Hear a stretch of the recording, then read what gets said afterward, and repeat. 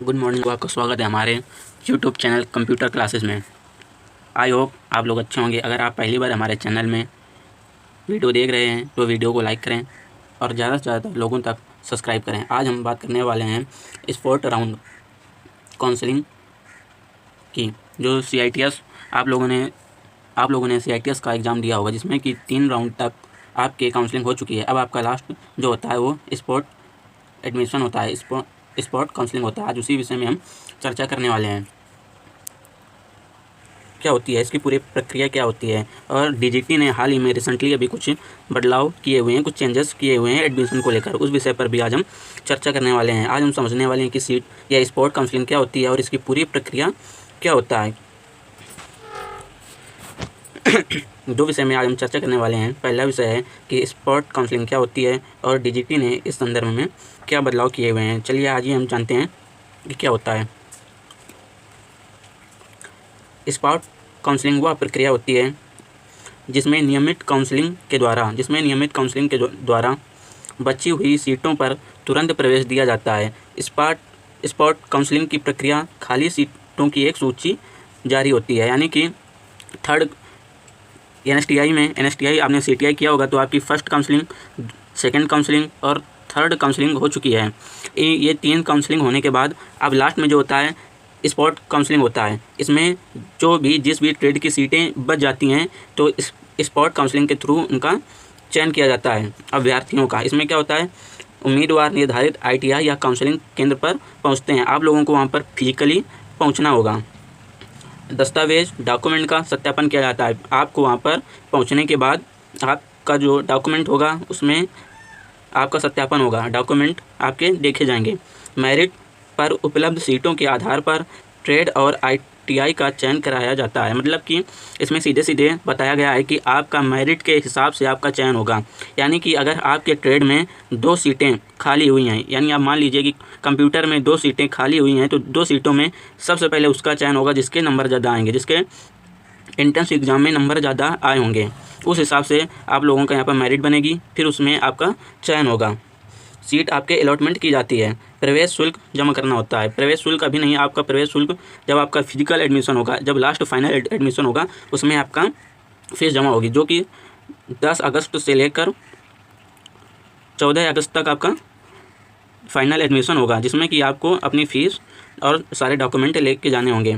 ये जो spot counselling होती है, इस प्रक्रिया में हम बात कर रहे हैं। पहले ये होता था कि आप किसी भी NSTI में जाके आप अपना अलॉटमेंट करा सकते हैं, लेकिन अब ऐसा DGT ने एक नया बदलाव किया हुआ है कि आप जिस भी कॉलेज में आप सपोज करिए आपको NSTI कॉलेज में आप सपोज करिए NSTI कानपुर में आपका एडमिशन आपको लेना है, तो आप NSTI कानपुर में ही जितनी सीटें बची होंगी उसी में आप एडमिशन करा सकते हैं। अगर आप सोचें कि हम कानपुर NSTI में जाके देहरादून NSTI कॉलेज अलॉटमेंट करा लें, तो ऐसा नहीं होगा। आपको वहाँ पे देहरादून जाने के लिए आपको देहरादून कॉलेज में जाकर आपका अलॉटमेंट कराना होगा, वहाँ पे आपको फिजिकल जाना होगा। अगर हम दस्तावेज़ की बात करें कि कौन कौन आपको डॉक्यूमेंट लेके जाने होंगे स्पॉट में, तो आपके पास 10वीं की मार्कशीट होनी चाहिए, साथ ही ITI, डिप्लोमा और आपने जो भी डिग्री की हुई है उसकी सर्टिफिकेट लेके जाना होगा। आपके पास आधार कार्ड होना चाहिए, पासपोर्ट फ़ोटोकॉपी होनी चाहिए, आपका जो भी कास्ट सर्टिफिकेट होगा वो भी होना चाहिए, निवास नहीं होना चाहिए, AWS और आपका जो भी प्रमाण पत्र होना चाहिए रिजर्वेशन का, वो आपको लेके जाना होगा। वहाँ पे आपका एक प्रोविजनल एडमिशन होगा, फिर उसके बाद आपको जो लास्ट फाइनल एडमिशन होगा उसके लिए आपको बुलाया जाएगा। अगर हम बात करें कंप्यूटर कोपा में कौन कौन सी सीटें अभी तक किस किस कॉलेज में खाली हुई हैं, उसमें हम बात करते हैं।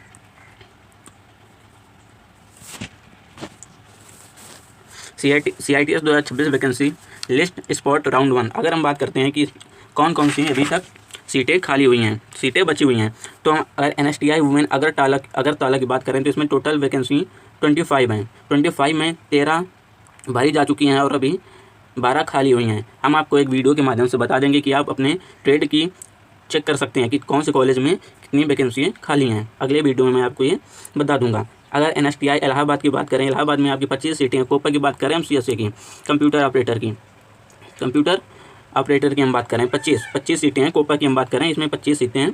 इलाहाबाद में 25 सीटें में 2500 पूरी आपकी फिल हो चुकी हैं। अब इसमें आपकी 0 वैकेंसी शेष बची हुई हैं। ऐसे ही आप देख सकते हैं बेंगलुरु में आपकी 25 सीटें हैं। 25 सीटें में आपकी 24 सीटें भरी जा चुकी हैं और अभी एक सीट बची हुई है। बेंगलुरु में 24 सीटें भरी जा चुकी हैं। NSTI वुमेन, हम अभी वुमेन की बात कर रहे हैं। NSTI वुमेन गोवा में अगर हम बात करें, CSA की कंप्यूटर सॉफ्टवेयर एप्लीकेशन की 25 सीटें में 12 सीटें भरी जा चुकी हैं और अभी 13 खाली हुई हैं इसमें NSTI गोवा में।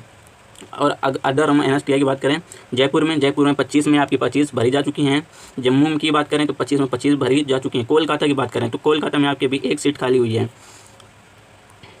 और हम बात करें NSTI तिरुवनंतपुरम की बात करें तो 25 में 13 खाली हुई हैं अभी। तूरा की बात करें तो 10 खाली हुई हैं।